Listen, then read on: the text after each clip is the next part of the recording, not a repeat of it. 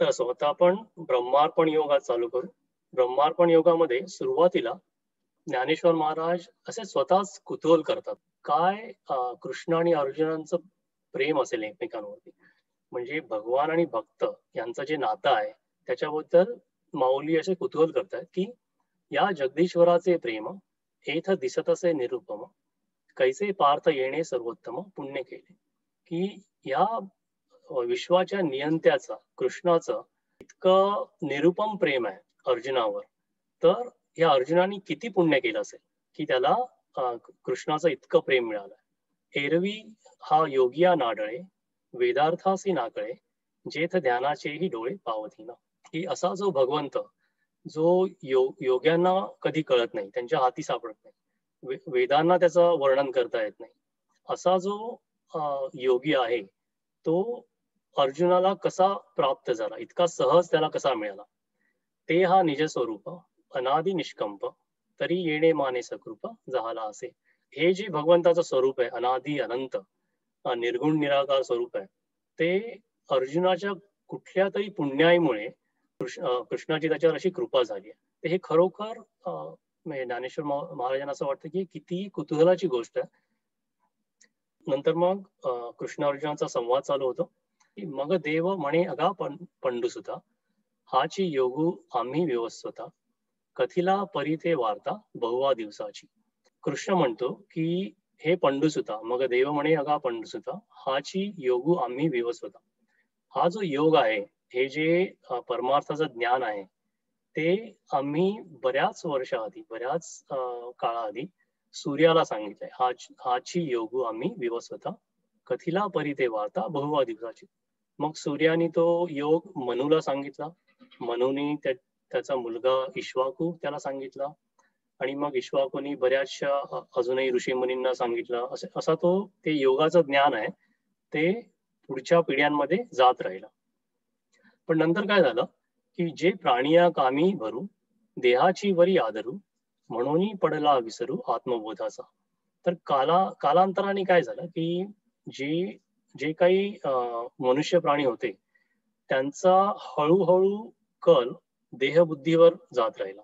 स्वार्थ बुद्धी वाढली, कामवासना वाढल्या, विषय वासना वाढल्या आणि खरोखर जे आत्मस्वरूप जे आहे म्हणून पडला विसरू आत्मबोधाचा. माणसाचं जे आत्मस्वरूप जे आहे त्याला विसर पडला आणि देहबुद्धी वाढून हे जे सगळं ज्ञान होतं ते नाहीसं झालं. ते लोक विसरून गेले या ज्ञानाबद्दल आणि त्याच्यामुळे याच्यात खंड पडला. हे जीवीचे निज गुज परी केवी राखो तुझ जे पडियेसी तू मज म्हणून या. ते म्हणतात की हा जो ज्ञानाचा जो लोभ झाला आहे तेच ज्ञान मी आता तुला परत सांगतो. आणि हे जीवीचे निज गुज, हा योग म्हणजे माझा जीव की प्राण म्हणजे मी माझ्या आई वडिलांना सुद्धा कधी सांगितलं नाही, माझ्या गुरूंना सांगितलं नाही, मी माझ्या जवळचे किती लोक आहेत त्यांना पण सांगितलं नाही. पण तू माझा इतका परम भक्त आहेस, परी केवी राखो तुझं जे पडियेसी तू मज म्हणून या. तू इतका माझा परम भक्त आहेस त्याच्यामुळे मी हे तुला गूढ जे ज्ञान आहे ते सांगतो. मग अर्जुनाला कृष्णाच्या सांगण्यावरून थोडासा संभ्रम पडतो की अरे हा कृष्ण माझा मामे भाऊ ज्याच्याबरोबर मी लहानपणापासून खेळलोय तो हा असं काय बोलतो. सूर्य कुठे आकाशात आहे, तो म्हणतो की मी सूर्याला योग सांगितलाय. सूर्य कोण हे माझ्या वाडवडिलांना पण माहित नाहीये, तर हा सूर्याशी कधी बोलला. याचा साहजिकच त्याला अर्जुनाला प्रश्न येतो. तर तो म्हणतो की जे तो विवस्वतू म्हणजे काही ऐसे हे वडिला ठाऊवे नाही तरी तुवाची केवी पाही उपदेशीला. तर तिथून पुढे मग कृष्ण सांगायला चालू करतो की भगवंताचं खरं स्वरूप काय आणि अवतार घेण्याची कारण काय. कृष्ण म्हणतो की तरी तुगा हे नेणसी पै जन्मे आम्हा तुम्हासी बहुते गेली परिनितीये न स्मरसी आपली तू. म्हणजे की तुझे आणि माझे अर्जुना बरेच जन्म झाले. आता मी भगवंताचा अनादी अवतार आहे त्याच्यामुळे मला माझे आधीचे सगळे जन्म आठवतात.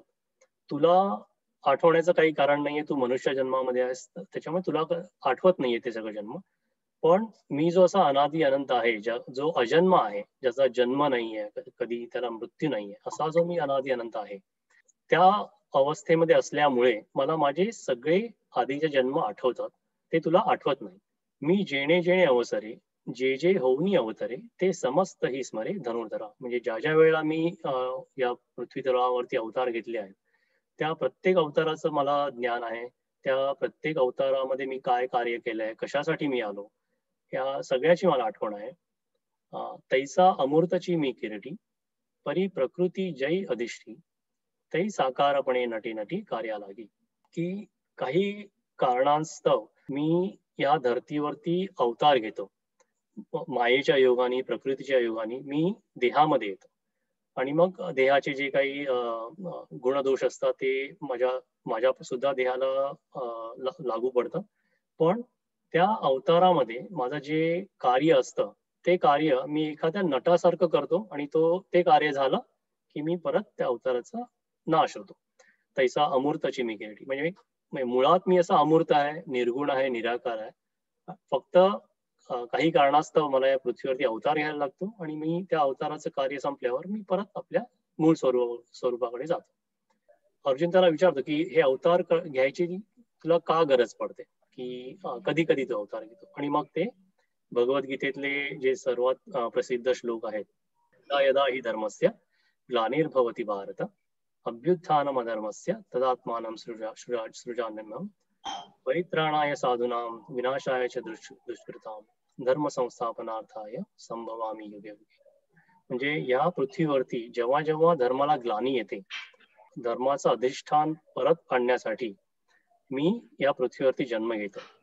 आणि त्यावेळेला मी परित्राणाय साधूनां, साधूंचं रक्षण करतो, विनाशाय च दुष्कृतां, दुर्जन असतात, दुर्जन प्रवृत्ती असतात, त्यांचा नाश करतो, धर्म संस्थापनार्थाय संभवामी युगे युगे. आणि धर्माची स्थापना करण्यासाठी मी परत परत या पृथ्वी तलावरती जन्म घेतो. अधर्माची अवधी तोडी, दोषांची लिहिली फाडी, सज्जना करवी उडी, सुखाची उभवी. अधर्म जो असतो त्याचा मी नाश करतो, दोषयुक्त जी लिखाण असतात ती सगळी नष्ट करून टाकतो. सज्जनां करवी गुढी, सुखाची उभवी. म्हणजे सज्जनांच्या मार्फत, सज्जनांकडून सुख नांदवतो त्यांच्या मार्फत. त्यांची कुळे नाशी, साधूंचा मानू घेवशी, धर्मासी नीतीशी शेजभरी. दैत्यांची जी कुळं आहेत त्यांचा नाश करतो आणि साधूंचा मान परत प्रस्थापित करून ठेवतो आणि धर्म आणि नीती यांची गाठभेट घालून देतो. तर हे माझ्या अवताराचं कार्य असतं. तै पापाचा अचळू फिटे, पुण्याची पहाट फुटे, जय मूर्ती माझी प्रगटे पंडुकमरा. माझा जेव्हा अवतार या पृथ्वी तलावावरती येतो, तेव्हा या पृथ्वी तलावावरती सगळं पाप नष्ट होतं आणि तिथे पुण्याची पहाट येते. ईश्वराचं खरोखर स्वरूप काय आहे, असं अर्जुन परत त्यांना प्रश्न विचारतो. एरवी तरी पाही, जे जैसे माझ्या ठाई, भजती तया मी तैसाची भजे. म्हणजे आपण म्हणतो भाव तसा देव, तर त्याच अर्थाच्या जरी जो माझी ज्या भावनेनी पूजा करतो, भक्ती करतो, त्याच भावनेनी मी सुद्धा त्याची भक्ती करतो. परी ज्ञानेविण नाशिले, जे बुद्धी भेदासी आले, तेनेची या कल्पिले अनेकत्व. बुद्धीवरती अज्ञानाचा जो अंधकार पडतो, त्याच्यामुळे त्या बुद्धीमध्ये भेद निर्माण होतात, की खरोखर मी तर एकच निर्गुण निराकार असंच माझं स्वरूप आहे. आणि पण त्याच्यामुळे ज्या बुद्धीवर तो अंधार पडतो, त्याच्यामुळे माझ्या स्वरूपावरती अनेकत्व लोक बघतात. जे सर्वत्र सदा सम, तेथे विभाग अधोमोत्तम, मतिवशे संभ्रम विवंचती.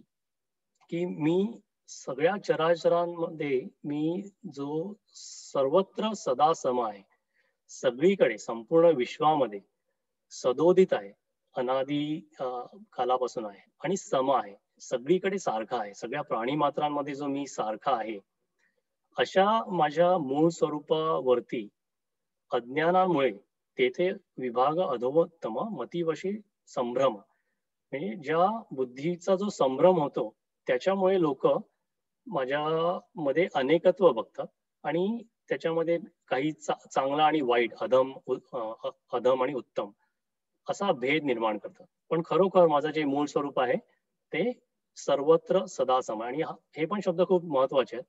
आपण पुढे पुढे जसा अभ्यास करू आणि बऱ्याच वेळा प्रश्न येतो की देवाचं खरं स्वरूप काय आहे.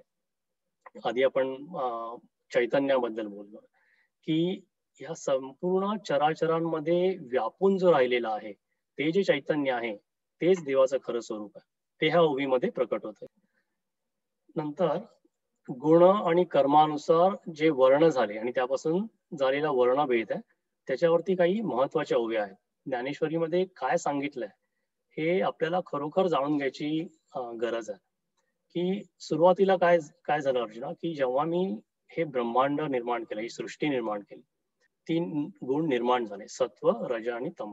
जे प्रकृतीची ने आधारे, गुणाची नि व्यभिचारे, कर्मे तदनुसारे विवंचिली. की तेच जे गुण हे माझ्यापासून निर्माण झाले, सत्व, रज, तम, त्या गुणांच्या आधारावरती हे जे 4 वर्ण आहेत ते निर्माण झाले आणि त्या 4 वर्णांपासून मग जी कर्म आहेत ती अशी विभागली गेली.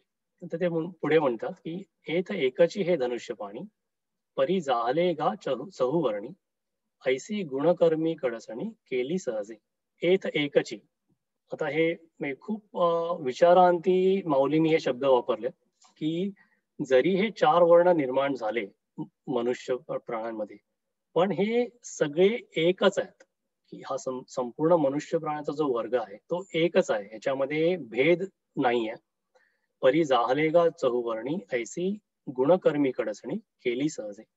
जो जो काही भेद झाला पुढे की तो फक्त गुणांमुळे, गुणांपेक्षा कर्मामुळे आणि वर्णामुळे जे काही आहे ते भेद असे निर्माण झाल्यासारखे वाटतात, पण खरोखर ही सगळी भूत मात्र एकच आहे. म्हणून ऐके पार्था हे वर्णभेद संस्था मी करता नव्हे सर्वथा याची लागी. परत जे शब्द अगदी विचार करून वापरले आहेत की त्यांनी म्हटलंय की 3 गुण जे आहेत ते सर्वांमध्ये, प्रत्येक मनुष्यामध्ये ते 3 गुण असतात. त्यांचे मात्रा, प्रत्येक गुणाची मात्रा वेगवेगळी असू शकते, पण प्रत्येक मनुष्यामध्ये हे 3 गुण असतात आणि त्याला आपल्या कर्मानुसार कुठले गुण वाढवायचे, कुठले गुण कमी करायचे याचं प्रत्येकाला स्वातंत्र्य असतं. म्हणून ते म्हणतात की जरी गुण माझ्यापासून झाले पण हे जे वर्णांमुळे जे भेद निर्माण झाले मी त्याचा करता नाही. आपण उदाहरण घेऊ शकतो की सूर्याच्या प्रकाशामुळे, सूर्याच्या ऊर्जेमुळे या पृथ्वी तलावरती कितीतरी व्यवहार होतात. आता त्यातले बरेचसे काही चांगले व्यवहार होत असतील, काही वाईट व्यवहार होत असतील. तर हे सूर्य करतोय का, की सूर्याच्या ऊर्जेमुळे सगळं होत आहे पण हे सूर्य करत नाहीये. तसाच तेच उदाहरण आपण इथे लावू शकतो की भगवंतामुळे 3 गुण निर्माण झाले, पण त्या गुणांमुळे पुढे जे काही वर्ण निर्माण झाले, कर्मांमध्ये विभागणी झाली आणि जे काही भेद निर्माण झाले ते भगवंतांनी केले नाहीये, हे ते माऊली स्पष्टपणे सांगतात. पुढे पण म्हणतात की हे मजची स्तव झाले परी म्या नाही केले ऐसे जेणे जाणितले तो सुटला गा. हे ज्याला कळलंय की हे मी केलं नाहीये, हे भगवंतापासून झालं नाहीये, भगवंतापासून सृष्टी निर्माण झाली, 3 गुण निर्माण झाले, पण पुढे जे काही झालं ते भगवंताने निर्माण केलं नाहीये, हे ज्याला खरोखर कळलं या गोंधळातून त्याची मुक्ती होईल. आणि बऱ्याच वेळा आपण असं संपूर्ण ज्ञानेश्वरीमध्ये बघितलं की 3 गुणांबद्दल भरपूर विवेचन, 9,000 ओव्या आहेत ज्ञानेश्वरीमध्ये. जवळजवळ हजारो ओव्या माऊलींनी 3 गुणांवर सांगितल्या, सत्व, रज, तम या 3 गुणांवर. एक तर अध्यायच आहे गुणत्रय विभाग योग म्हणून, संपूर्ण अध्याय या गुणांच्या विवेचनावरती आहे. पण वर्णाबद्दल जास्तीत जास्त 100 ते 200 ओव्या, म्हणजे त्यांनी वर्णावरती जास्त महत्व दिलं नाहीये आणि ते मला वाटतं जाणतेपणीच त्यांनी ते असं महत्व दिलं नाहीये. कारण जी भगवंतापासूनची जी उत्पत्ती आहे 3 गुणांची, त्याचं किती महत्व आहे आणि जी पुढे जे काही वर्ण निर्माण झाले आणि वर्णभेद निर्माण झाले त्यांच्या साहित्यातून त्यांनी दाखवलं की त्याला काही जास्त महत्व देता कामा नये. आणि ह्या ओव्यांमध्ये तर ते अगदी स्पष्ट करतात की वर्णभेद संस्था हा शब्द वापरतात आणि हे माझ्यापासून नाही झालं, कुठली गोष्ट भगवंतापासून झाली आहे आणि कुठली गोष्ट भगवंतापासून झाली नाहीये हे कळणं खूप महत्वाचं आहे. त्याच्यावर आपण थोडंसं अजून जरा विवेचन करूया. आणि हे म्हणजे हा असा ज्ञानेश्वरीतला किंवा परमार्थातला थोडासा असा कठीण विषय आहे. बरेचसे लोक टाळतात या विषयावर बोलताना, मी आधी सांगितल्याप्रमाणे. पण मला खरोखर हे जाणून घ्यायची अशी खूप इच्छा होती. आणि त्याचा जेव्हा मी अभ्यास करायला लागलो, तेव्हा एक माझं अजून एक श्रद्धास्थान आहे, बाबा बेलसरे. त्यांच्याबद्दल थोडंसं बोलतो मी आणि मग पुढे आपण या विषयाबद्दल विवेचन करूया. पण त्यांची जी अभ्यास करण्याची पद्धत आहे, त्याचा माझ्या विचारसरणीवरती बराचसा परिणाम झाला. आणि कसा योगायोगाने म्हणजे मी लहान असताना शाळेमध्ये असताना, बहुतेक 5वी-6वी मध्ये असताना, शाळेत असताना एका नाटकामध्ये भाग घेतला होता, चिमणा बांधतो बंगला. त्या नाटकामध्ये एक अजूनही म्हणजे शाळेतल्या बऱ्याच मुलांनी मुलींनी भाग घेतला होता. त्याच्यामधली एक मुलगी होती वैजयंती बेलसरे. ती भावा बेलसरेंची नात. आणि त्या नाटकाच्या अनुषंगाने आम्हाला बऱ्याच ठिकाणी शाळेमध्ये प्रॅक्टिस असायची. काही बऱ्याचशा नाट्यगृहांमध्ये आमचे शोज वगैरे व्हायचे. त्या निमित्ताने आम्ही म्हणजे शिक्षक जे शाळेतले असायचे, आम्हाला प्रत्येकाला प्रॅक्टिस नंतर किंवा प्रयोगानंतर ते आपापल्या घरी सोडायचे. तर तेव्हा काही वेळेला मला मालाडला, जिकडे बाबा बेलसर यांची कृष्णबाग म्हणून जे घर आहे किंवा मठ म्हणतात आता, तिकडे जाण्याचा योग आला. अर्थात खूप लहान होतं तेव्हा. तेव्हा बाबा बेलसरे कोण हे माहित नव्हतं किंवा परमार्थ काय याची काहीच गंध नव्हतं. पण बाबा बेलसरे आणि कृष्णबाग आणि मठ हे थोडंसं डोक्यामध्ये आयडिया होती त्याची, की अशी काहीतरी जागा आहे आणि काहीतरी म्हणजे बरेचसे लोक या ठिकाणी येतात आणि काहीतरी ऐकतात. नंतर 2003 सालानंतर मी जेव्हा गोंदवलेकर महाराजांची प्रवचने वाचायला लागलो, त्याच्यानंतर कळलं की बाबा बेलसर यांचा गोंदवलेकर महाराजांचे ते शिष्य होते आणि बरेचसे विचार त्यांनी त्यांचे पुढे चालवले. नंतर मी बाबा बेलसरांबद्दल बरंचसं वाचायला लागलो. त्यांचं साहित्य वाचलं, अध्यात्म संवाद त्यांची पुस्तकं ती वाचली. त्याचा खूप असा प्रभाव पडला. आणि विशेष करून की बाबांनी सांगितलं की परमार्थ म्हणजे काय. परमार्थाची अगदी कोणालाही सहज कळेल असं कशा कशा पद्धतीने सांगताय, की माणसाचे जे मूळ स्वरूप असतं, आत्मस्वरूप असतं, ते सूक्ष्म असतं. म्हणजे माणसाची देहबुद्धी खूप दृढ असते, जडबुद्धी असते. आणि देहाच्या सहवासाने त्याच्यावर खूप प्रेम लागतं. आणि माणूस हा देह म्हणजेच मी, असा नेहमी विचार करतो. तर बाबा बेलसरे म्हणतात की जे सूक्ष्म आत्मस्वरूप आहे, ते व्यापक होत होत जाऊन देहबुद्धीचा जेव्हा लय होईल, अशी जी परिस्थिती, अशी जी प्रक्रिया असते, त्यालाच परमार्थ म्हणतात. ह्या प्रक्रियेसाठी काय महत्वाचं आहे? ज्या साधकाला परमार्थ शास्त्रामध्ये आवड आहे, त्याची बुद्धी लवचिक पाहिजे, तो जिज्ञासू पाहिजे, साधक अभ्यासू पाहिजे. आणि साधकाकडे सत्यशोधक वृत्ती पाहिजे, की कुठल्या गोष्टींचा अजून अभ्यास करून या विषयाचे वेगवेगळे पैलू कसे समजून घेऊ शकतो. ही जी बुद्धी आहे ती साधकाकडे लागते. आणि बाबांनी हे नुसतं सांगितलंच नाही, पण त्यांनी स्वतःच्या आयुष्यामध्ये हे सगळं फॉलो केलं. की हिंदू धर्माबद्दल, आपल्या संत वाङ्मयाबद्दल त्यांनी अभ्यास केला. त्यांनी सुफी संत आहेत त्यांचा अभ्यास केला. त्यांनी बायबलचा अभ्यास केला. त्यांनी फिलॉसॉफीचा अभ्यास केला. फिलॉसॉफी त्यांचा अतिशय आवडता विषय होता. आणि नंतर हळूहळू त्यांनी प्रत्येक विषय वेगवेगळ्या पद्धतीने समजून घ्यायचा म्हणून त्यांनी बऱ्याच गोष्टींचा अभ्यास केला.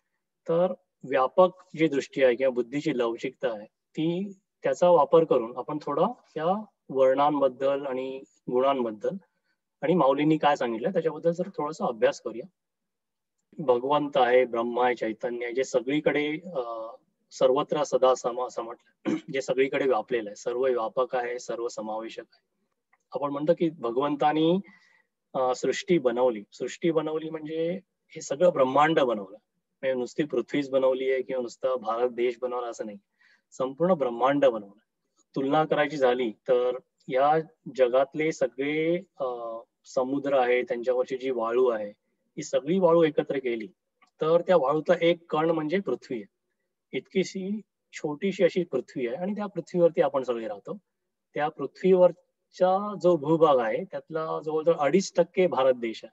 इतकी जी व्यापक सृष्टी आहे, त्या सृष्टीच्या नियंत्याबद्दल आपण म्हणतो. की भगवंतांनी जेव्हा सृष्टी निर्माण केली, सृष्टी निर्माण झाल्यावर 3 गुण निर्माण झाले, सत्व, रज आणि तम. सत्व म्हणजे काय, सगळे चांगले गुण, रज म्हणजे मध्यम गुण. तर मी ओव्हर सिम्प्लिफाय करतो, पण थोडक्यात सत्व म्हणजे चांगले, रज म्हणजे मध्यम, तम म्हणजे वाईट गुण. सत्व म्हणजे चांगला हेतू ठेवून चांगली कर्म करणं, रज म्हणजे चांगली कर्म करणं पण त्याचा हेतू कदाचित कधी कधी असा चांगला नसतो, कधी कधी स्वार्थ असतो. चांगली कर्म असेल तरी हेतू जरा शुद्ध नसतो, त्याच्यामुळे त्याला रज असं म्हणतात. तम म्हणजे वाईट हेतू आणि वाईट कर्म. सो जनरली हे असे 3 गुण सृष्टी निर्माण झाली तेव्हा हे 3 गुण भगवंताने निर्माण केले. आणि हे गुण प्रत्येक मनुष्यामध्ये असतात. आणि त्या गुणांचा आणि आपल्या कर्माचा वापर करून आपल्या आयुष्याला कशी दिशा द्यायची हे स्वातंत्र्य प्रत्येक जीव मात्रामध्ये आहे, प्रत्येक मनुष्यामध्ये आहे. तिथून पुढे आपण थोडासा विचार करायला पाहिजे की समजा कोणाला ह्या सृष्टीवरती एक आदर्श समाज व्यवस्था निर्माण करायची, की इथपर्यंत ठीक आहे, हे भगवंतानी केलंय. आणि तुलना करायची झाली तर म्हणू शकतो की समजा आई वडिलांनी मुलाला वाढवलं, चांगलं शिक्षण दिलं, चांगले संस्कार दिले, कालानुरूप त्या मुलाचं लग्न झालं, व्यवस्थित आई वडिलांनी जे त्यांचं कर्तव्य होतं ते केलं, त्या मुलाचं लग्न झालं, तर आई वडील काय म्हणतील की बाबा हे आता तुझं लग्न झालंय, तू आता सुखाने संसार. त्याच दृष्टीने भगवंताने सृष्टी निर्माण केली आणि मनुष्याला सांगितलं आता इथून पुढे तुम्ही आदर्श समाज व्यवस्था निर्माण करा. आणि ती जी अतिशय महत्वाची जबाबदारी होती ती मनुष्यांवर आली. त्या गुणांवरून काही मनुष्याने, ज्यांचा खरोखरचा हेतू होता की आदर्श समाज व्यवस्था निर्माण करायची, असे जे लोक होते, हे ऋषी मुनी असतील, विद्वान असतील, त्यांनी या गुणांवरून 4 वर्ण निर्माण केले. आता हे 4च काय केले, 3 गुण आहेत तर 3 का वर्ण नाहीत, 6 का नाहीत, हे आपल्याला आपण फक्त स्पेक्युलेट करू शकतो. पण वस्तुस्थिती अशी आहे की या गुणांवरून 4 वर्ण निर्माण झाले आणि वर्णांवरून कर्माची विभागणी केली. मी तेव्हा हेतू असा अतिशय शुद्ध हेतू असेल की प्रत्येकाला प्रत्येक गोष्ट करता येईल असं नाहीये. त्याच्यामुळे ज्यांच्यामध्ये ह्या गुणांचं कॉम्बिनेशन आहे त्या गुणांच्या लोकांनी ही कर्म करावी, अशी बहुधा त्यांची विचार करण्याची पद्धत असावी. हे म्हणजे सुरुवातीला हे असं झालं असावं की गुणांवरून वर्ण ठरले, वर्णांवरून कर्माची विभागणी झाली. आणि हे कदाचित मला वाटतं काही वर्ष किंवा काही पिढ्या व्यवस्थित चाललं पण असेल. पण आपण थोडा विचार केला तर ह्याच्यामध्ये असे काही अशा समस्या सहज कळून येऊ शकतात की माणसाला जेव्हा त्याचा जन्म होतो त्याच्या पूर्व कर्मानुसार जे त्याचं प्रारब्ध असतं तो एक भाग आहे. हे जे सत्व रज तम गुण आहेत त्या प्रत्येक माणसामध्ये असतात. एकदा माणसाचा जन्म झाला की त्या माणसाला पुढे स्वतःच्या कर्मानुसार आणि या गुणांच्या योगाने आपलं आयुष्य कसं बनवायचं किंवा कसं घडवायचं हे त्याला पूर्णपणे स्वातंत्र्य. तर अशी पण परिस्थिती बऱ्याच वेळा येऊ शकते की एकाच जन्मामध्ये माणसाचे हे जे गुणांचं कॉम्बिनेशन आहे ते बदलू शकतात. म्हणजे लहानपणी कदाचित एखादा माणूस तामसी असेल, हळूहळू जसा तो मोठा होत गेला, त्याला ज्ञान मिळालं, तर त्याची असं सत्वगुणांकडे त्याची वाटचाल होऊ शकते. असे बरेचसे उदाहरण आपण बघतो किंवा आपण स्वतःहूनही बघू शकतो की आपली ह्या जन्मामध्ये कुठल्या गुणांची कमी झाली आहे, कुठल्या गुणांची वृद्धी झाली, हे आपण स्वतःहून बघू शकतो किंवा समाजात बघू शकतो. तर असं जर होत असेल, एकाच जन्मामध्ये जर माणसाचे गुण बदलत असतील तर मग त्याचा वर्ण बदलतो का? गुणांवरून जर वर्ण ठरतो तर एकाच जन्मामध्ये जर माझे गुण बदलले, मी तामसी होतो आणि मी आता सात्विक झालो, तर माझा वर्ण बदलतो का? एक उदाहरण घेऊ शकतो. मी 2 असे एक्स्ट्रीम एक्झाम्पल्स वापरतो मी. बाबा आमटे चं उदाहरण घेऊया. बाबा आमटेंनी कितीतरी इतकी समाजसेवा केली आहे. कुष्ठरोग्यांना त्यांनी पुनर्वसन त्यांचं केलंय की ज्यांना समाजाने टाकून दिलंय, ज्यांना लोक अगदी जवळ येऊ देत नाहीत, अशा लोकांना बाबा आमटेंनी आसरा दिला, त्यांचं पुनर्वसन केलं. आणि फक्त एकाच दोघांचं नाही, अगदी शेकडो हजारो लोकांचं केलं. तर मी विचार करतो की बाबा आमटेंनी विचार केला असेल का की मी ब्राह्मण वर्णाचा आहे आणि त्याच्यामुळे मी हे सगळं करायला पाहिजे. आता ब्राह्मण वर्णाचं जे काही गुण सांगितले आहेत किंवा कर्म सांगितले आहेत, त्याच्यामध्ये सेवा हे असं प्रॉमिनंटली दिसत नाही. म्हणजे शिक्षक आहे, ज्ञान आहे, ज्ञानाचं वाटप करावं, असे बरेचसे चांगले चांगले सात्विक गुण आहेत. पण अशा दीनदयाळ लोकांची सेवा करणं हे काय त्यांच्या वर्णाप्रमाणे फिट होत नाही. पण मी असा विचार करतो की त्यांनी माझा वर्ण असा आहे म्हणून मी ही गोष्ट करावी किंवा नाही करावी असा विचार केला असेल अशी शक्यता खूप कमी. त्यांची जी आंतरिक प्रेरणा होती की मला माझ्या आयुष्याचं सार्थक करायचं, त्या आंतरिक प्रेरणेमुळे, मनुष्य प्रेमामुळे, माणुसकीमुळे त्यांना जो असा पोटतिडकीचा जो जिव्हाळा होता अशा लोकांसाठी, त्या लोकांची त्या जिव्हाळ्यापोटी त्यांनी ही जी सेवा केली, अखंड सेवा केली, म्हणजे अगदी वाखाणण्याजोगं त्यांचं कर्तृत्व. तर बाबा आमटेंचा वर्ण बदलतो का? दुसरं आपण अजून एक उदाहरण वापरू शकतो की काही वर्षापूर्वी सुपर 30 म्हणून एक पिक्चर प्रसिद्ध झाला. तो आनंद कुमार म्हणून मला वाटतं बिहार मधला कोण असा शूद्र वर्णाचा जो माणूस होता, त्यांनी स्वतः शिकून अतिशय गरीब लोकांना, अतिशय मागासलेले जी मुलं आहेत त्यांच्यासाठी त्यांनी अकॅडमी निर्माण केली, IIT साठी ट्रेनिंग अकॅडमी निर्माण केली. आता त्याच्यामध्ये काही कंट्रोवर्सीज असतील नसतील, पण असं समजा की एखाद्या अशा माणसाने की ज्याचा सगळ्या इतर वर्णांच्या माणसांची सेवा करणं हे जर त्याचं कर्म आहे, तोच माणूस काय करतो, तो स्वतः शिकतो, तो ज्ञान संपादन करतो आणि अजूनही लोकांना ते ज्ञान कसं मिळावं म्हणजे तो शिक्षकाचा रोल करतो इथे. ज्ञान संपादन करून अजून लोकांना ते ज्ञान कसं मिळावं. तर अशा माणसाचा वर्ण शूद्रापासून ब्राह्मण होऊ शकतो एका जन्मात. ते असे बरेचसे प्रश्न येऊ शकतात की हे जे गुण, वर्ण आणि कर्म ही जी अशी हायरार्की आहे, तर त्याच्यामध्ये असे बरेचसे प्रश्न येऊ शकतात. तर मला असं वाटतं की जेव्हा हे समाज व्यवस्था निर्माण झाली, सुरुवातीला कदाचित हे प्रश्न आले नसतील आणि नंतर ज्यांनी ही निर्माण केली, जे खरोखर असे ऋषी मुनी होते, विद्वान होते आणि ज्यांना खरोखर असं वाटत होतं की याचा उद्देश आदर्श समाज व्यवस्था निर्माण करायचा, तर ते गेल्यानंतर त्यांचा जो मूळ हेतू होता त्याच्याकडे दुर्लक्ष झालं असावं. आणि एकदा अशी कुठली पण व्यवस्था एका समाजामध्ये आली तर मग तिकडे थोडंसं इनर्शिया निर्माण होतं की आता आहे ना हे असंच चालू. तर मला वाटतं वर्षानुवर्ष ते असंच चालू राहिलं. बऱ्याच वेळेला ज्ञानेश्वरीबद्दल सांगताना किंवा जेव्हा स्वधर्म असा शब्द येतो तेव्हा सांगताना काही काही लोक त्याचा अर्थ असा लावतात की वर्णाश्रम धर्माप्रमाणे जे कर्तव्य आहे ते म्हणजे स्वधर्म. माझा त्याला खूप विरोध आहे की वर्णाश्रम धर्माप्रमाणे जी कर्म आहेत ते स्वधर्म नाहीये. मनुष्य धर्माप्रमाणे त्या त्या वेळेला त्या माणसाचं जे कर्तव्य आहे त्याला स्वधर्म म्हणतात. हे थोडीशी व्यापक बुद्धी ठेवली की हे फक्त हिंदू धर्मासाठी लागू नाहीये.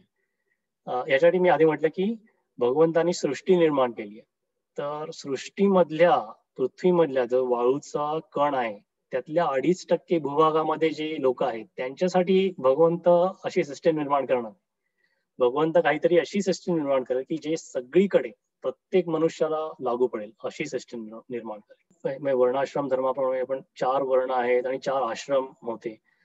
तर माऊलींच्या आई वडिलांना त्यांनी आश्रम धर्माप्रमाणे वर्तणूक केली नाही म्हणून त्यांना देहांत प्रायश्चित्त करायला, म्हणजे किती चुकीची गोष्ट. त्याच्यामुळे हे जे काही लोक जे म्हणतात की वर्णाश्रम धर्माप्रमाणे कर्म करणं म्हणजे स्वधर्म, हे खूप चुकीचं आहे. आणि याचा सिद्धांत बघायला, याची प्रूफ बघायला आपल्याला अजून कुठे जायची गरज नाहीये. माऊलींचं स्वतःचं आयुष्य बघा की त्यांना समाजाने झिडकारलं होतं पण त्यांनी वेदांचा अर्थ, भगवद्गीतेचा अर्थ सगळ्यांसाठी खुला केला. तर हे जे स्वधर्म आणि कर्तव्य आहे ते खूप ह्या महत्वाचे शब्द आहेत आणि त्याचा अर्थ खरोखर आपल्याला कळला पाहिजे. तर असो की हे गुण, वर्ण आणि कर्म हे असं बरेच वर्ष चालत राहिलं असेल कदाचित काही लोकांना त्यातल्या त्रुटी जाणवल्या असतील, पण त्याचा जो इनर्शिया होता, की नाही आता आहे हे असंच चालू राहू दे, तो पुढे-पुढे चालत राहिला असेल. पण नंतर मग असे बरेचसे जसं कृष्णाने सांगितलं, की अर्जुना हा जो योग आहे तो मी सांगितला बऱ्याच लोकांना. पण काही कारणांमुळे स्वार्थबुद्धीने तो नाहीसा झाला. तर अशी स्वार्थबुद्धी कधीतरी आपल्या समाजामध्ये आली असेल. त्याच्यामुळे काय झालं, की गुणांनुसार वर्णानुसार कर्म ही जी व्यवस्था होती, त्याचं रूपांतर हळू जन्मानुसार जात आणि जातीनुसार हक्क आणि कार्यक्षेत्र अशी झाली. आणि ही जी अवस्था आहे, ती माझ्या मते खूपच वाईट आहे. का वाईट आहे? कारण आपण जे काही विद्वान लोकांचा जो खरोखर हेतू होता, आदर्श समाज व्यवस्था आहे. जिकडे भगवंत म्हणतात, की "मी सर्वत्र सदा सम आहे." हे जन्म, जात, हक्क आणि कार्यक्षेत्र ही जी हायरार्की निर्माण झाली, त्याच्यामुळे आपल्या संभ्रम निर्माण झाला आपल्या समाजामध्ये. आणि हक्क, हक्काची दुसरी बाजू एक कर्तव्य पण आहे. कालानुरूप काय झालं, की लोकांचं जेव्हा स्वार्थबुद्धी वाढली असेल, त्यांचं लक्ष फक्त हक्कावर गेलं आणि कार्यक्षेत्रावर गेलं. आणि एकदा ते कार्यक्षेत्र जन्मावरून ठरलं, तिकडे मला वाटतं खूपच चूक झाली. म्हणजे मी बऱ्याच वेळा निसरडी वाट असं म्हणतो. तर ही जी निसरडी वाट होत गेली, त्याच्यामुळे आपल्या समाजामध्ये खूप इश्यूज निर्माण झाले. आणि हक्कावरती एकदा लोकांचं लक्ष लागलं, तर मग कर्तव्यापासून खूप दुर्लक्ष झालं. ही जी काही दुर्दैवाने ही जी अवस्था झाली आहे, ती का झाली, कधी झाली, त्याचं कारण काय, हा अभ्यासाचा विषय आहे. पण आत्ताची सद्य परिस्थिती बघून किंवा इथून आधी जे काही झालंय, ते बघून तरी वाटतं, की खरोखर ही समाज व्यवस्था निर्माण करणाऱ्यांचा जो शुद्ध हेतू होता किंवा भगवंताचा जो शुद्ध हेतू होता, की हे जे 3 गुण निर्माण करून ते गुण सर्वांमध्ये आहेत आणि प्रत्येकाला आपल्या कर्मानुसार कुठले गुण वाढवायचे, कमी करायचे याचं स्वातंत्र्य आहे. हे जे महत्त्वाचे विचार आहेत, ते विचार हळू आपल्या समाजातून लोप पावले गेले. त्याचा काही लोकांनी आपल्या स्वार्थासाठी फायदा उचलला. आणि जे काही महत्त्वाच्या ज्या संकल्पना आहेत, की मनुष्य धर्म, भूतदया, कर्तव्य, स्वधर्म यांच्यावरून दुर्लक्ष झालं. आता आपल्या संत वाङ्मयाचा अभ्यास केला. आपल्याच नाही, मी तर म्हणतो कुठल्याही धर्माचा संत वाङ्मयाचा अभ्यास केला, तर ह्या ज्या गोष्टी आहेत मनुष्य धर्म, भूतदया, कर्तव्य, स्वधर्म ह्या प्रत्येक ठिकाणी असल्याच पाहिजेत. आणि ह्या का असल्या पाहिजेत? कारण की ह्या युनिव्हर्सल ट्रुथ आहेत. म्हणजे की कुठल्याही धर्माला, कुठल्याही पंथाला चिकटून राहिलेल्या ही संकल्पना नाहीये. ही संपूर्ण मनुष्य जातीसाठी ह्या ज्या संकल्पना. पण दुर्दैवाने काही म्हणजे स्वार्थबुद्धीमुळे ह्या ज्या महत्त्वाच्या संकल्पना होत्या भारतीय संस्कृतीमध्ये, त्याच्यावरती हळू पडदा पडायला. आणि आपण बघू की जे काही अ, जातीमुळे, वर्णांमुळे जे काही भेद होत गेले, तर आपण थोडंसं असं व्हिज्युअलाइज केलं की प्रत्येक जात, धर्म, पंथ आता एका म्हणजे प्रत्येक जातीमध्ये पण कितीतरी पोटजाती असतात. धर्मामध्ये कितीतरी अजून वेगवेगळे प्रकार असतात. हे म्हणजे आपल्या म्हणजे हिंदू धर्माचंच नाही, बाकीच्या पण. तर हे जे भेद आहेत, त्याच्यामुळे काय होतं की त्या पंथाचे लोक जे आहेत, ते कधी-कधी जाणतेपणी, कधी-कधी अजाणतेपणी अशा एका विहिरीमध्ये जाऊन अ, हळू विहिरीमध्ये जात राहतात, की जे संपूर्ण नाही मनुष्य प्राणी एका अथांग समुद्राचा जो भाग होता, त्या मनुष्य प्राण्याची कुठल्या ना कुठल्या उपाधींमुळे आणि हे जात, धर्म, पंथ ह्या पण उपाधीच आहेत. तर ह्या उपाधींमुळे वेगवेगळ्या अशा विहिरी निर्माण झाल्या. विहिरी निर्माण झाल्या म्हणजे त्यांचं जी काही विचार करण्याची पद्धत आहे, त्या खूप अशा लिमिटेड होत गेल्या. तर आणि जसजसा वेळ जात राहिला, तशा त्या विहिरी खोल होत गेल्या आणि जेवढ्या खोल होत गेल्या, तेवढ्या तिथे अंधार होत गेला. म्हणजे बाहेरचा जो प्रकाश आहे, जो खरोखर ज्ञानाचा प्रकाश आहे, मनुष्य धर्म, भूतदया हे जे सगळे संकल्पना आहेत, त्यांचा हळू लय पावत गेला. आणि हे कसं काय झालं, की हे सगळ्या समाजामध्ये अशा असंख्य विहिरी निर्माण झाल्या. म्हणजे मी ज्या जातीचा आहे, मी ज्या पंथाचा आहे, मी त्याच लोकांशी बोलू लागलो. तेच विचार माझ्या डोक्यामध्ये घोळू लागले. त्याच्यामुळे इतर जातींमध्ये काय चालू आहे, त्यांचे काय चांगले विचार आहेत, काय वाईट विचार आहेत, याचा काहीच आपल्याला गंध राहिला नाही. त्याच्यामुळे ही थोडीशी अशी आयसोलेटेड अशी प्रत्येकाची वृत्ती होत गेली. त्या वृत्तीचा म्हणजे धोके काय आहेत त्याचे? तर हळू कशी होते, की ती कूपमंडूक वृत्ती होते. आपण बघितलं की खोल विहिरीमध्ये जो बेडूक असेल त्या बेडकाला जे आकाश दिसतं त्याला वाटतं अरे तेच आकाश चांगलं किंवा या सृष्टीमध्ये तेवढंच आकाश आहे, अजून या आकाशाशिवाय दुसरं काहीच नाही. किंवा त्या विहिरीमध्ये जे आवाज येतात त्याला त्याचाच प्रतिध्वनी ऐकू येतो. तसेच आपण जर आपल्या स्वतःला अशा विहिरींमध्ये जखडून टाकलं तर त्या विहिरींमधलाच इतर लोकांचे जे सगळे आपल्या सारखेच आहेत त्यांचे विचार तेच आपल्याला आवाज येतात. बाकी विहिरीच्या बाहेर काय आहे, अथांग समुद्र जो आहे किंवा इतरही ज्या विहिरी आहेत त्या का निर्माण झाल्या, हे सगळं ज्ञान आहे ते कधीच त्या बेडकाला कधीच होणार नाही. आणि कधी कधी आपण स्वतः आपण तशी परिस्थिती निर्माण करू शकतो. ह्या परिस्थितीतून, अशा अवस्थेतून संतांनी सतत बाहेर पडून आपल्याला मनुष्य धर्माचं ज्ञान करून दिलं. पण दुर्दैवाने आपण ते बघत नाही. आणि मी सुरुवातीलाही म्हटलं की मी ज्ञानेश्वरीचा अभ्यास का करावा, तर हा एक त्याच्यामध्ये महत्वाचा असा भाग आहे की संतांनी आपल्याला काय सांगितलंय, कुठल्या महत्वाच्या गोष्टी आहेत आणि कुठल्या महत्वाच्या गोष्टी नाही आहेत, कुठल्या गोष्टींकडे दुर्लक्ष करा. तर अशी जी कूपमंडूक प्रवृत्ती हळूहळू निर्माण होत गेली, त्याच्यामुळे जे मूळ आणि महत्वाचे जे विचार आहेत जे संतांनी परत परत सांगितले, माणुसकी, सहिष्णुता, प्रेम, बंधुभाव यांचा या भेदभावामुळे कुठेतरी जाऊन त्याच्यावरती परत पडदा पडत गेला. आणि हे प्रत्येक जातीमध्ये, धर्मामध्ये काहीतरी बऱ्याचशा चांगल्या गोष्टी आहेत. पण त्या चांगल्या गोष्टींचा अभिमान असणं याच्यात काहीच वाईट नाही. चांगल्या गोष्टींपासून शिकणं काहीच वाईट नाही. उलट अभिमानाचा असावा आणि त्या चांगल्या गोष्टींचं आचरण करावं. पण त्या अभिमानाचं हळूहळू स्वार्थामुळे रूपांतर अहंकारामध्ये झालं. अहंकारामुळे ते गर्वामध्ये रूपांतर झालं. गर्वामुळे द्वेष निर्माण झाला. आणि हा जो द्वेष किंवा भेदभाव आहे तो खूप घातक आहे. माणसाला तर घातकच आहे, पण समाजाला सुद्धा घातक आहे. तर मला वाटतं की जेव्हा बाबा बेलसरे सांगतात की मनुष्याची व्यापक बुद्धी पाहिजे, आपल्याला स्वतःच्या धर्माबद्दल किंवा स्वतःचा जो पंथ असेल त्याचा नीट अभ्यास व्हायला पाहिजे. तर आता समाज व्यवस्थेबद्दल आपण जर अजून थोडा विचार करायला झाला, तर प्रत्येक समाज व्यवस्थेमध्ये प्रत्येक संस्थेमध्ये काही गोष्टी कालातीत असतात. काही प्रिन्सिपल्स असतात, आपण व्हॅल्यूज म्हणू. तर काही गोष्टी कालातीत असतात. त्या कधीच बदलणार नाही. पण काही काही ज्या संकल्पना असतात त्या कालानुरूप त्याच्यामध्ये बदल व्हायलाच पाहिजे.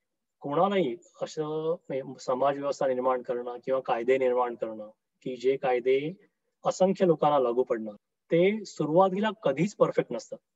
त्या कायद्यांमध्ये कालानुरूप फरक होतोच आणि हीच प्रक्रिया आहे. कुठलीही गोष्ट सुरुवातीला परफेक्ट नसते. पण ज्या संस्था हे कालानुरूप बदल करतात त्याच संस्था खूप काळ टिकतात आणि त्या संस्थेमध्ये लोक आनंदी राहू शकतात. कारण जे काही बदल घडवायची गरज असते ते ज्या ज्या वेळेला पाहिजे असतं तेव्हा होत राहतात. उदाहरण द्यायचं झालं तर भारतामध्ये, आपल्या संस्कृतीमध्ये काही शेकडो वर्षापूर्वी सुद्धा स्त्रियांना बऱ्याचशा गोष्टी करण्याचं स्वातंत्र्य नव्हतं.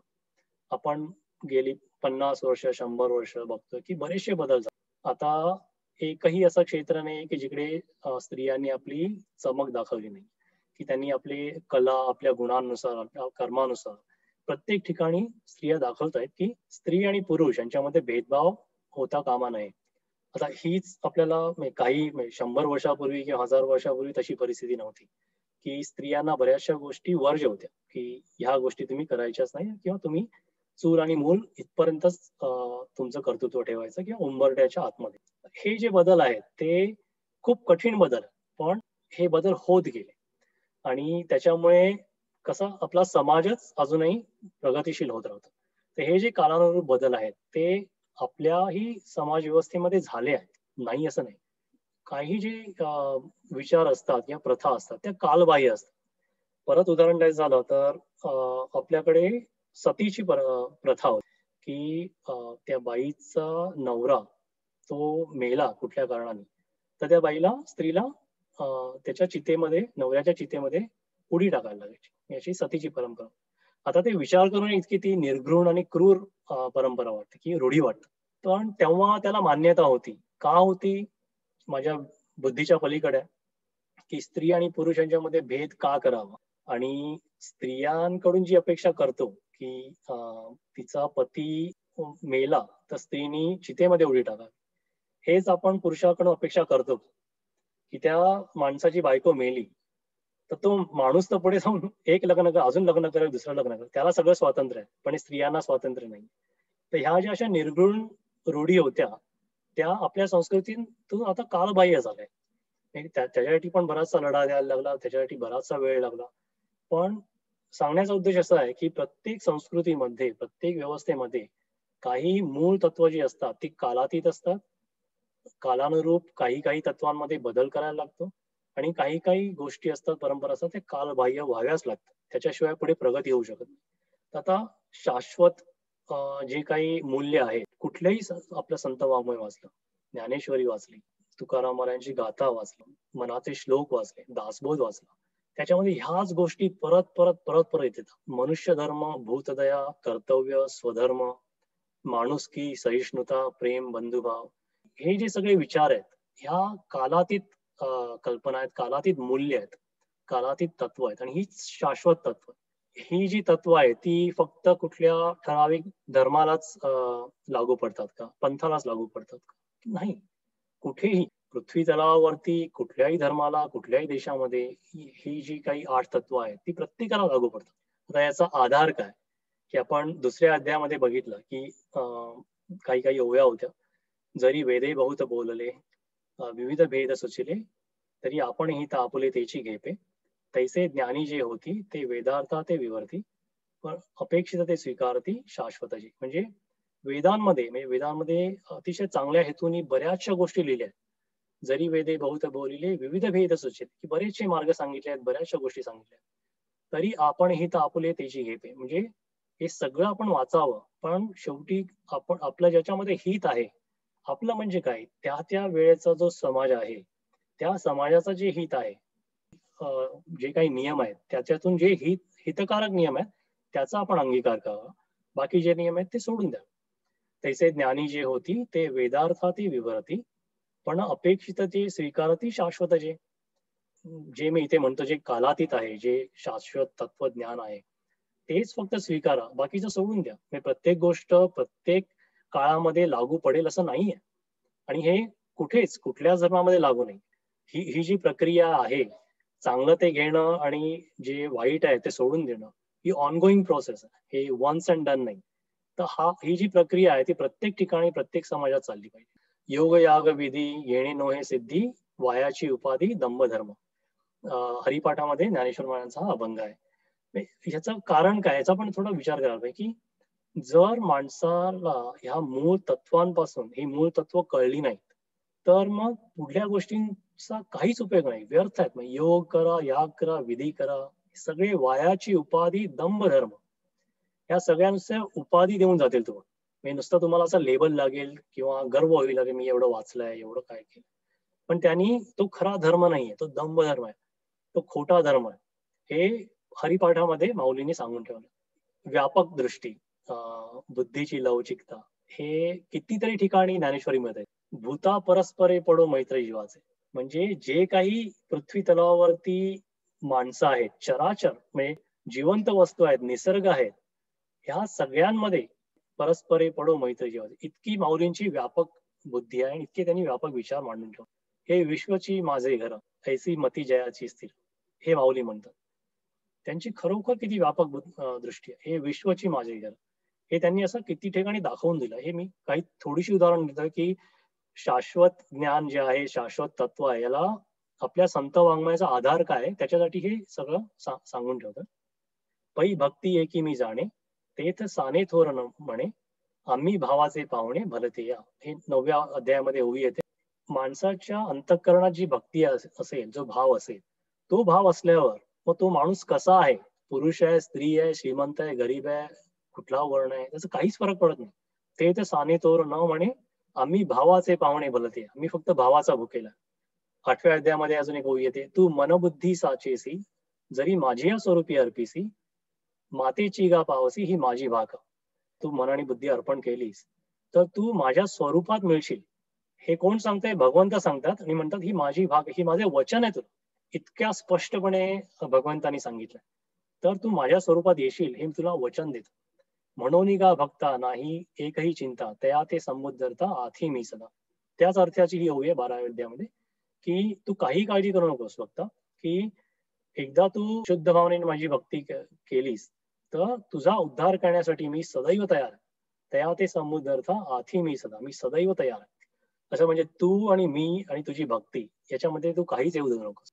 नंतर 9व्या अध्यायामध्ये अजून एक अगदी स्पष्ट ओवी आहे. म्हणून कुळ जाती वर्ण हे आगवेची गा अकारण, येथ अर्जुना माझे पण सार्थक एक.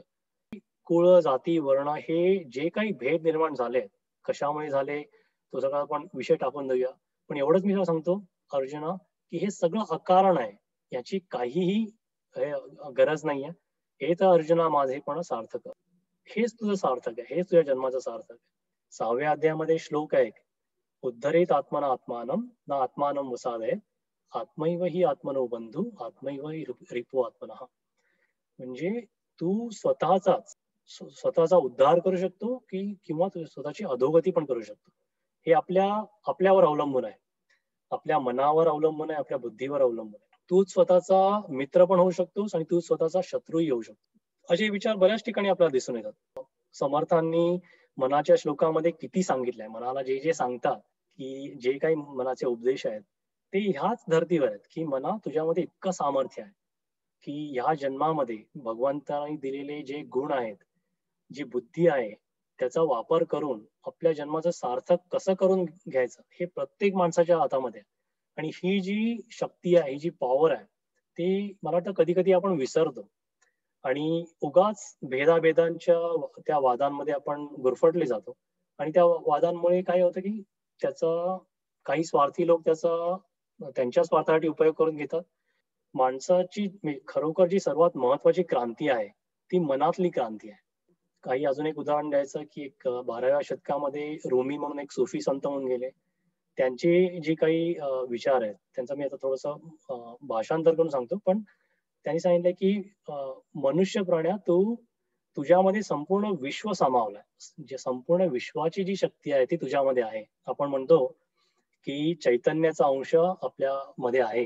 तर ते रुमी जे सुफी संत आहेत ते पण तेच सांगतात, की प्रत्येक माणसाने हे लक्षात ठेवायला पाहिजे, की विश्वाचं सामर्थ्य तुझ्यामध्ये आहे. भगवंताने तुला पंख देऊन उडण्याचं सामर्थ्य दिलंय. एवढं सामर्थ्य दिलं असताना तू असा जमिनीवर का किड्यासारखा फिरत राहतो. थोडासा असा व्यापक विचार केला तर प्रत्येक ठिकाणी जे काही संत आहेत, जे सज्जन माणसं आहेत, जे युगपुरुष आहेत, त्यांनी हेच विचार सांगितले. कुठेही कुठल्याही धर्मामध्ये मला वाटत नाही की भेदभाव सुरुवातीपासून निर्माण केले. मला वाटतं जे काही महापुरुष आहेत त्यांचे जे शुद्ध विचार आहेत, त्यांचा माणसांनी गैरसमज करून मग पुढे भेदभाव निर्माण झाले. पण जे शुद्ध स्वरूप भगवंताचं आहे, संतांचं आहे, सत्पुरुषांचं आहे, त्याच्यामध्ये कुठेच कसलाच भेदभाव दिसून येत नाही. या विचारावरती आपण आजचा अभ्यास वर्ग इथेच संपवूया. आतापर्यंतची जी सेवा झाली ती गुरुचरणी अर्पण करून आपण पसायदान म्हणूया.